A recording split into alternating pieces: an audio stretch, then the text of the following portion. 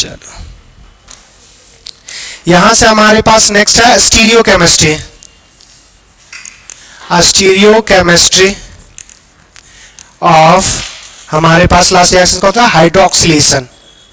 Hydroxylation, hydroxylation, इस चीज को थोड़ा सा समझना। लास्ट क्लास में हमने एक बार और आपको ऐसे स्टीरियो केमिस्ट्री पढ़ाया था, और उसमें भी हमने क्या लिखवाया था कि याद करो कि हमारे पास जो OH ग्रुप, जो आइड ग्रुप होगा, उसको वर्टिकल लाइन पे अगर सीन एडिशन होगा तो हमारे पास जो सेम साइड है वो सेम साइड होगा।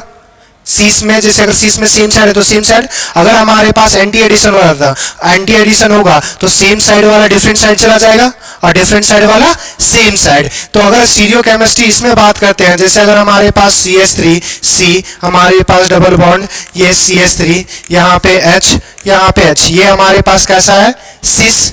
अब सिस में हमारे पास दो रिएक्शंस करवा रहे हैं, एक पहला रिएक्शंस करवा रहे हैं हमारे पास ऑस्मियम टेट्राऑक्साइड, दूसरा इसका फॉलोज बाय एसिडिक हाइड्रोलिसिस। दूसरा हमारे पास क्या है कि CH perchloric acid, perchloric acid, दूसरा हमारे पास फॉलोड बाय एसिडिक हाइड्रोलिसिस। तो अगर हमारे पास यहाँ पे याद करो कि ये क्या बोलते थे कि जो हमारे पास आइड होगा उसको वर्टिकल लाइन पे रखेंगे, तो यहाँ पे हमारे पास यहाँ पे OH और यहाँ पे OH आ जाएगा।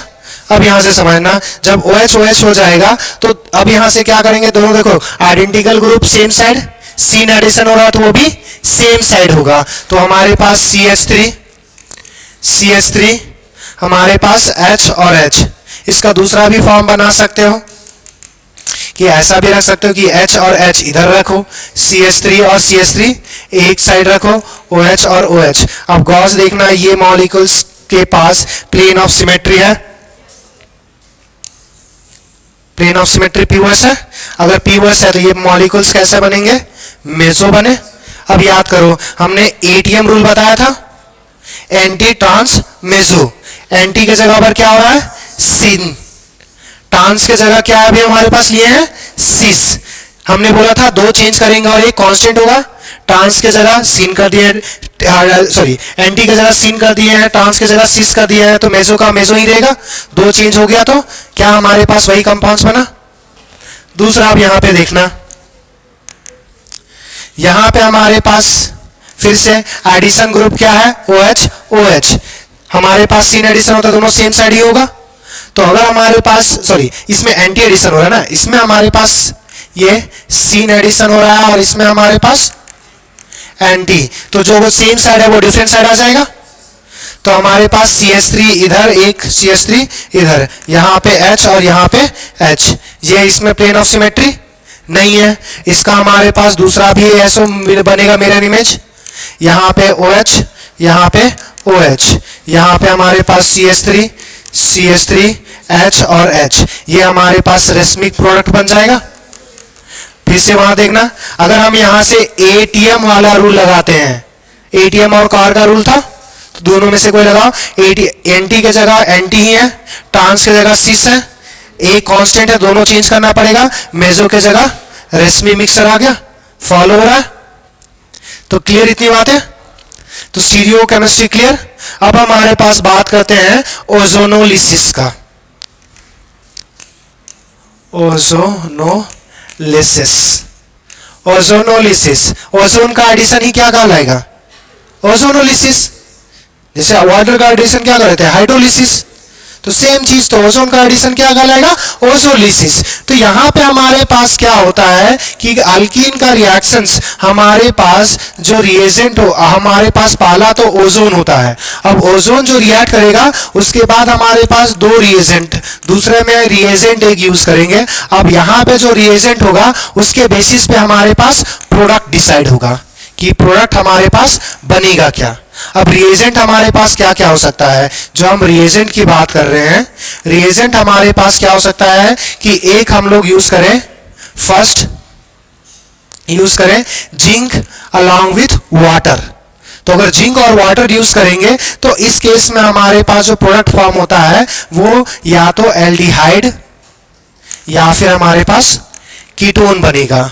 दूसरा क्या है कि जिंक को हम हटा दें, सिर्फ हम वाटर ले लें, वाटर ले लेंगे तो हमारे पास जो प्रोडक्ट बनेगा वो कीटोन या फिर हमारे पास कार्बोक्सिलिक एसिड,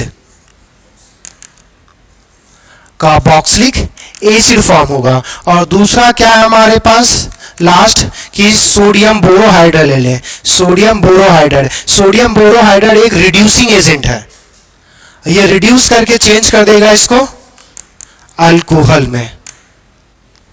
तो ये तीन प्रोडक्ट पॉसिबल है। अगर जिंक के साथ वाटर लेंगे तो क्या बनेगा, एल्डिहाइड और कीटोन। अगर जिंक हटा देंगे सिर्फ वाटर रखेंगे तो क्या बनेगा, कीटोन और कार्बोक्सिलिक एसिड। अगर हमारे पास सोडियम बोरोहाइड्रेट ले लेंगे तो क्या बनेगा, अल्कोहल। अब इस चीज को समझेंगे, क्लियर कि ये क्या क्या हमारे पास हो रहा है। तो अब हमारे पास सबसे पहला समझना कि अगर जब हमारे पास अल्कीन लेते हैं, जब अल्कीन का रिएक्शंस O3 के साथ करवाते हैं तो O3 मतलब हमारे पास O, ऐसा O3 को लिख सकते हैं। यहां पे इस पे नेगेटिव और यहां पे पॉजिटिव, क्योंकि इसने 3 बॉन्ड बनाया और इसमें 1 बॉन्ड। ओवरऑल मॉलिक्यूल्स न्यूट्रल ही है, O3 तो है, तो ये मॉलिक्यूल्स बना। अब इस मॉलिक्यूल्स में देखो क्या होगा रिएक्शंस। अब यहां से ये कार्बन, कार्बन 2 वैलेंसी था, यहां पे ओजोन ऐसा ऐड होगा, हुआ क्या देखो, बॉन्ड टूटा होगा। यहां पे क्या आया, नेगेटिव, सॉरी उल्टा उल्टा तोड़ देते हैं, उल्टा तोड़ देते हैं। ये बॉन्ड हमारे पास ऐसे टूटा तो यहां पे पॉजिटिव और यहां पे नेगेटिव, ये नेगेटिव यहां पे पॉजिटिव पे अटैक करेगा। अब यहां पे जो बॉन्ड टूटा ये फिर से ये तोड़ेगा, यहां पे क्या आएगा, बॉन्ड टूटा तो इसमें नेगेटिव आएगा तो नेगेटिव पॉजिटिव न्यूट्रल, यहां पे पॉजिटिव, ये अटैक कर देगा तो ये हमारे पास फर्दर अटैक कर देगा, तो ये मॉलिक्यूल्स बनेगा। अब ये हमारे पास क्या करता है, रीअरेंजमेंट करेगा, रीअरेंजमेंट करेगा और रीअरेंजमेंट करके क्या प्रोडक्ट बनाएगा वो थोड़ा सा देखना। ऐसा हमारे पास बनाता है और इसको बोलते हैं ओजोनाइड। इसमें रीअरेंजमेंट होगा और ये रीअरेंजमेंट होगा, जैसे यहां पे क्या हो रहा था कि ये रीअरेंज करके हमारे पास एक ही साइड 3 ऑक्सीजन था, हमारे पास कार्बन के एक साइड 2 ऑक्सीजन, फिर नीचे हमारे पास 1 ऑक्सीजन आ जाएगा।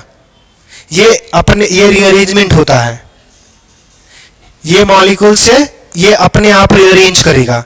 अब रीअरेंज करेगा तो नेक्स्ट स्टेप समझना थोड़ा सा, रीअरेंज होगा तो हमारे पास करते क्या है कि ये बॉन्ड्स टूटेगा ऐसे और ऐसे, तो यहां से ये जो ऑक्सीजन है वो किसी से बॉन्डेड है।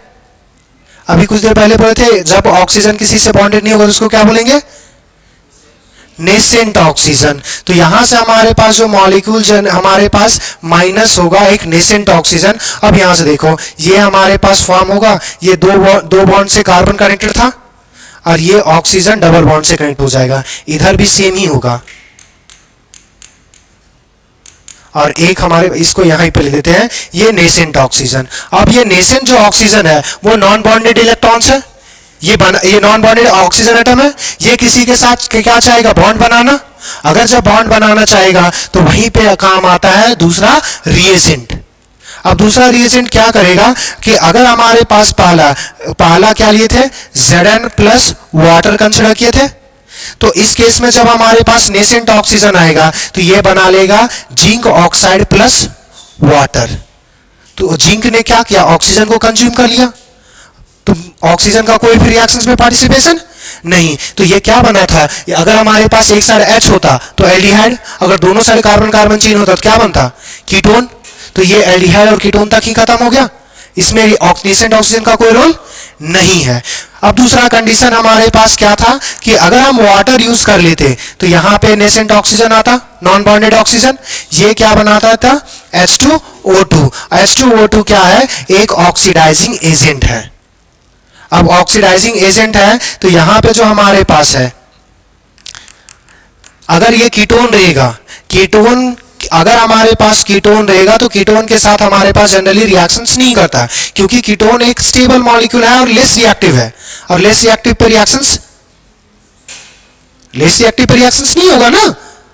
अब यहां पे अगर हमारे पास यहां पे कीटोन पे नो रिएक्शंस होगा, नो रिएक्शंस। मगर यही क्या हो जाए, अगर एल्डिहाइड हो जाए तो एल्डिहाइड के साथ ऑक्सीजन रिएक्ट करेगा और हमारे पास C डबल बॉन्ड O, यहाँ पे कार्बन हाइड्रोजन के बीच ऑक्सीजन आ जाएगा। तो यही लिखा हुआ था, या तो कीटोन या तो कार्बोक्सिलिक एसिड कीटोन के साथ ऑक्सीडाइज नहीं कर पाएगा, एल्डिहाइड को रिऑक्सीडाइज कर पाता है। क्लियर इतनी बातें। नेक्स्ट अब यहां से बात करना तीसरे मॉलिक्यूल्स पे।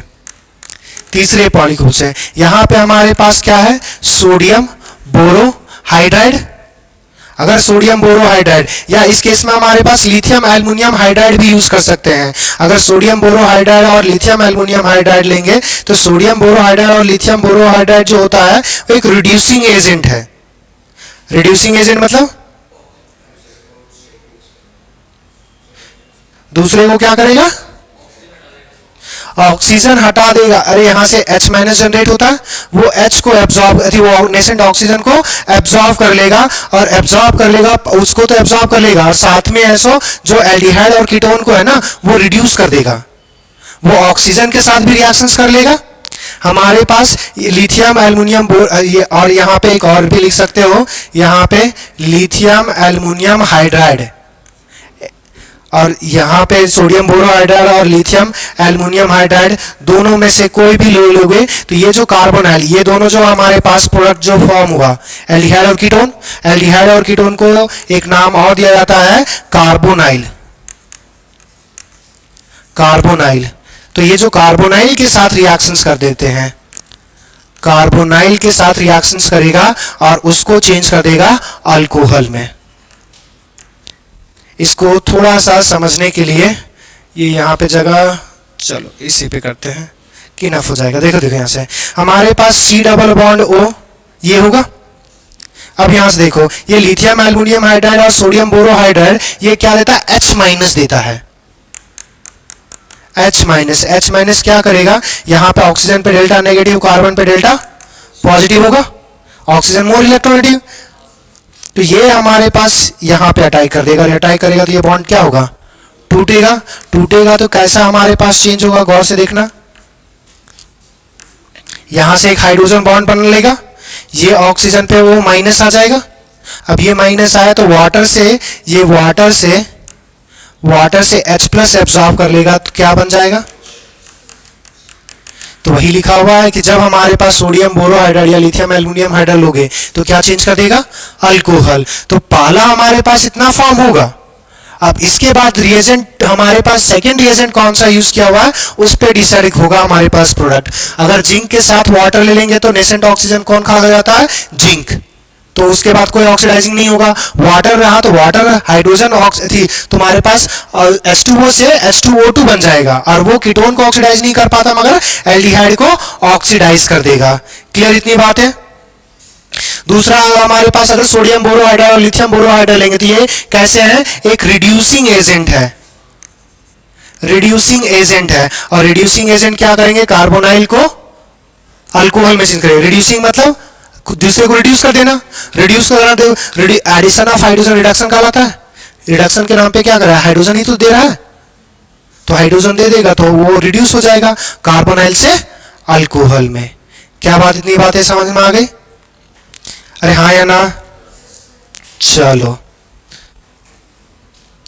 तो ये चीजें ये बातें हमारे पास इंपॉर्टेंट है कि हमारे पास सेकेंड रिएजेंट क्या है, कि अगर हमारे पास जिंक के साथ वाटर लेंगे तो उसमें कार्बोनाइल हमारे पास प्रोडक्ट फॉर्म होगा। एल्डिहाइड कीटोन को ही कार्बोनाइल बोलते हैं। अगर हमारे पास वाटर लेंगे तो वो कार्बोक्सिलिक एसिड और कीटोन्स फॉर्म कर देगा। क्लियर इतनी बात है। अब हमारे पास कुछ एक दो रिएक्शंस कर लेते हैं। पेज ही स्लाइड्स खत्म हो गया, चलो पेज स्लाइड खत्म हो गया तो नेक्स्ट डे कंटिन्यू करेंगे यहीं से। Thank you everyone.